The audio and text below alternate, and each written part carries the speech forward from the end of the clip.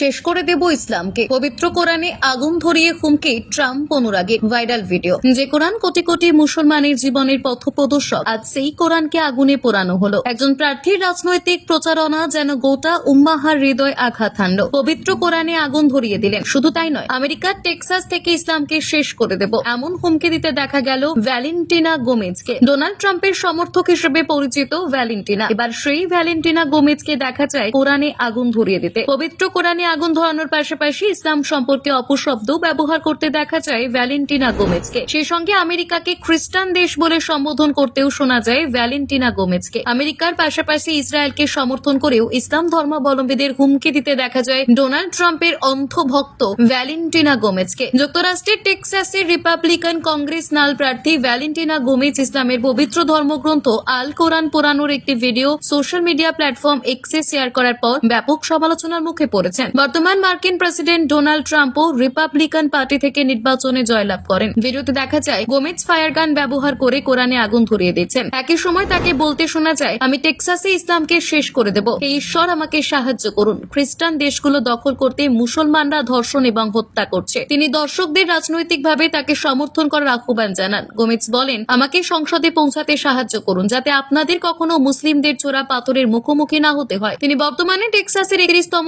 Congressional district থেকে 2026 সালের নির্বাচনে রিপাবলিকান প্রার্থী হিসেবে প্রতিদ্বন্দ্বিতা করছেন। ভিডিওটি প্রকাশিত হওয়ার পর রাজনৈতিক নেতা, ধর্মীয় গোষ্ঠী এবং সাধারণ ব্যবহারকারীদের কাছ থেকে নিন্দার ঝড় ওঠে। আসন্ন নির্বাচনের প্রেক্ষাপটে ঘৃণামূলক বক্তব্য এবং ধর্মীয় অসহিষ্ণুতার বিচার নিয়ে নতুন উদ্বেগ তৈরি হয়েছে। গোমেজের বিতর্কিত কর্মকাণ্ড এর আগেও আলোচনায় আসে। 2024 সালের ডিসেম্বরে তিনি নিউ ইয়র্কে একটি বিক্ষোভে অংশ নেন, যেখানে অভিবাসীর প্রতীক হিসেবে স্থাপন করা একটি ডামিকে গুলি করেন। ওই সময় তিনি সহিংস অপরাধে অভিযুক্ত অভিবাসীদের প্রকাশ্যে ফাঁসি দেওয়ার আহ্বান জানান। সেই ভিডিও ব্যাপক সমালোচিত হয় এবং পরে তা সরিয়ে ফেলা হয়। পরবর্তীতে তার ইনস্টাগ্রাম অ্যাকাউন্টও নিষিদ্ধ করা হয়। প্রতিক্রিয়ায় গোমেজ দাবি করেন, আমার ভিডিও অপসারণ এবং অ্যাকাউন্ট নিষ্ক্রিয় করা প্রমাণ করে যে আমি ক্ষমতার জন্য সবচেয়ে বড় হুমকি, কারণ আমি যা দেখি তাই বলি।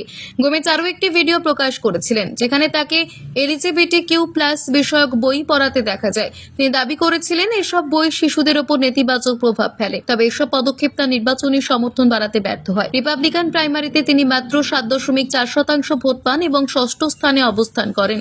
পরাজয়ের পরও তিনি সোশ্যাল মিডিয়ায় সক্রিয় রয়েছেন এবং তার রাজনৈতিক ও সামাজিক দৃষ্টিভঙ্গি প্রকাশ করছেন।